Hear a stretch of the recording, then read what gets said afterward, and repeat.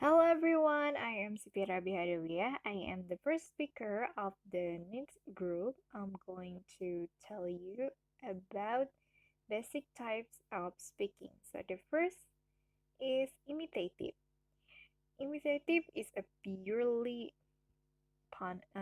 while this is a purely phonetic level of oral production, a number of prosodic, lexical, and grammatical properties of language may be included in the criteria of performance, and the only role of listening here is in the short-term storage of a prompt, just long enough to allow the speaker to retain the short stretch of language that must be imitated. So here, the listening role is just a short-term storage. Next is intensive. So, a second type of speaking, intensive, frequently employed in assessment context, is the production of short stretches of oral language designed to demonstrate competence in a narrow band grammatical, phrasal, lexical, or phonological relationship. The speaker must be aware of semantic properties in order to be able to respond, but interaction with an interlocutor or test administrator is minimal at best. So here in intensive, the speaker must be aware of semantic properties in order to be able to respond or to answer the test. Next is responsive. So, responsive assessment tasks include interaction and test compatibility, but at this somewhat limited level of very short conversation, standard greetings and small talk, simple requests and comments. And like the stimulus are almost always a spoken prompt, like in order to preserve authenticity, with perhaps only one or two follow-up questions or retorts. So in responsive assessment, it's include interaction, but somewhat in limited level of very short conversation. Next is interactive. So, what is the difference between responsive and interactive? The difference between responsive and interactive speaking is in the length of complexity of the interaction, which sometimes includes multiple changes and or multiple participants. In interpersonal exchange, oral production can become pragmatically complex with the need to speak in a casual register and use colloquial language, ellipsis, slang, or humor, and other sociolinguistic conventions.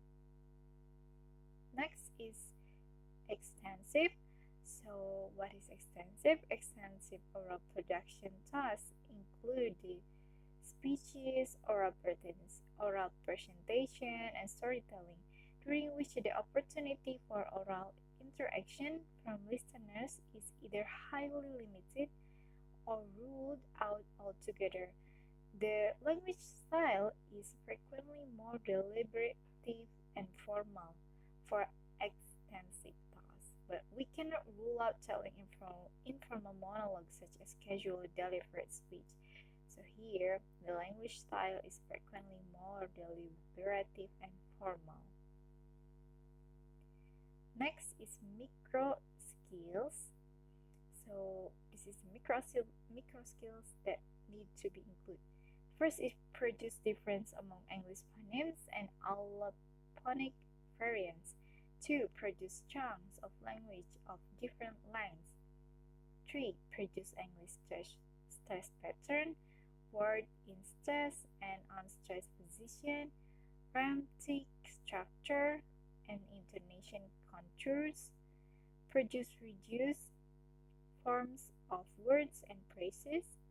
5. Use an adequate number of lexical units, like words, to accomplish practical purposes.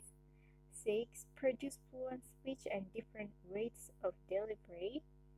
7. Monitor one's own oral production and use various strategic devices like pauses, filler, self-correction, backtracking to enhance the clarity of the message. 8. Use grammatical word classes like noun, verb, and etc. and system, for example, like tense, agreement, pluralization, and word order, patterns, rules, and forms. 9. Produce speech in natural constituents like in appropriate phrases, pause group, breath groups, and sentence constituents. 10. Express a particular meaning in different grammatical forms. 11. Use cohesive devices in spoken discourse. The next is the macro skill. So number 12, or the first number, is appropriately accomplish communicative function according to situation, participants, and goals. 13. Use appropriate styles, registers, implicature, redundancies, pragmatic convention, conversation rules, floor keeping and yielding, interrupting, and other sociolinguistic features in face-to-face conversations. 14. Convey links and connection between events and communicate such relation as focal as peripheral ideas, events, and feelings. New information and given information generation and exemplification. The 15 is convey visual features like kinesis, body language, and other non-verbal cues along with verbal language. 16. Develop and use a battery of speaking strategies such as emphasizing keywords, repressing, providing a context for interpreting the meaning of words, appealing for help, and accurately assessing how well your interlocutor is understanding you. The next is the designing assessment task for imitative speaking. So, imitative speaking in and on overall oral production assessment, as long as you or teacher artfully avoid a negative flashback even effect such as pass range from word level to sentence level, usually with each item focusing on a specific phonological criterion, like in a simple word like repetition task. The taker repeat the stimulus. The stimulus can be word or sentence, whether it is a pair of words, a sentence, or perhaps a question. So here is the example, like word repetition task. The task taker here, or the student here, and the teacher say, repeat after me, beat, and the student say beat, and then this teacher said but, and then the student said but, and then the teacher said I bought a boat yesterday. The student say I bought a boat yesterday. The glow of the candle is growing. When did you go on vacation? Do you like coffee? The taker repeat the stimulus. Next is a variation on such a task from test taker with a brief written stimulus which they are to read aloud. So it can be with the written stimulus which they are to read aloud, or it can be the teacher read it, so the student or the test taker will listen to it. And scoring specification must be clear in order to avoid reliability breakdowns. The common form of scoring simply indicates a 2 or 3 point system for each response. Like here, scoring scale for repetition task.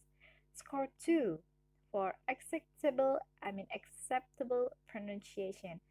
score 1 for comprehensible but fairly correct pronunciation, and score 0 for silent, seriously incorrect pronunciation. The next is the longer the stretch of language, the more possible for error. So, and therefore, the more difficult it becomes to assign a point system to the text. In such case, it may be imperative to score only the criterion of the task.